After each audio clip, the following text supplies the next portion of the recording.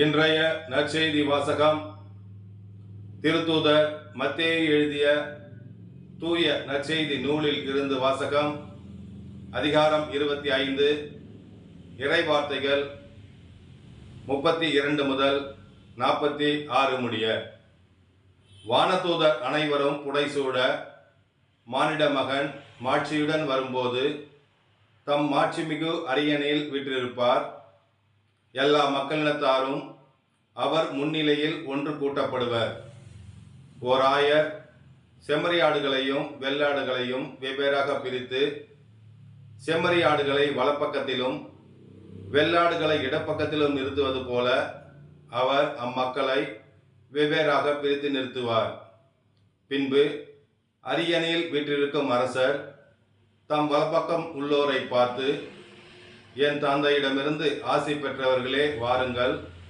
உலகம் தோன்றியது முதல் உங்களுக்காக ஏற்பாடு செய்யப்பட்டிருக்கும் ஆட்சியை உரிமை பேராக பெற்றுக்கொள்ளுங்கள். ஏனெனில் நான் பசியாயிருந்தேன், நீங்கள் எனக்கு உணவு கொடுத்தீர்கள். தாகமாயிருந்தேன், என் தாகத்தை தணித்தீர்கள். அநீனாக இருந்தேன், நீங்கள் என்னை ஏற்றுக்கொண்டீர்கள். நான் ஆடையின்றி இருந்தேன், நீங்கள் எனக்கு ஆடை அணிவித்தீர்கள்.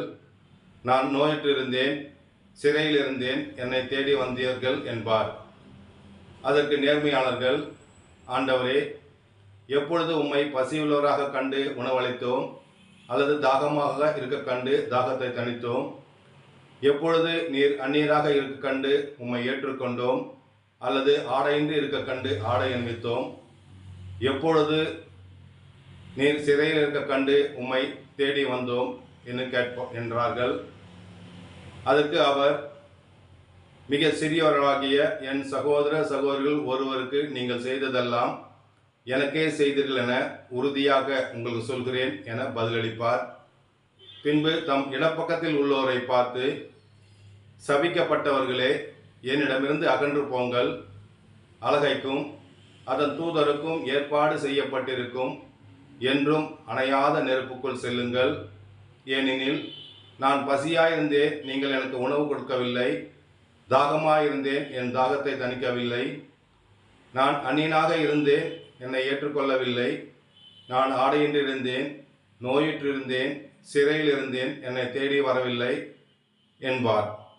அதற்கு அவர்கள், ஆண்டவரே, எப்பொழுது நீர் பசியாகவோ தாகமாகவோ அந்நியராகவோ நோயுற்றிருந்தோ சிறையில் இருந்தோ உமக்கு தொண்டு செய்யாதிருந்தோம் என கேட்பார்கள்.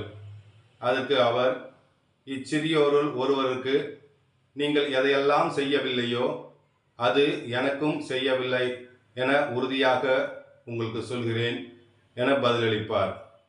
இவர்கள் முடிவில்லா தண்டனை அடையவும் நேர்மையாளர்கள் நிலை வாழ்வும் பெறவும் செல்வார்கள்.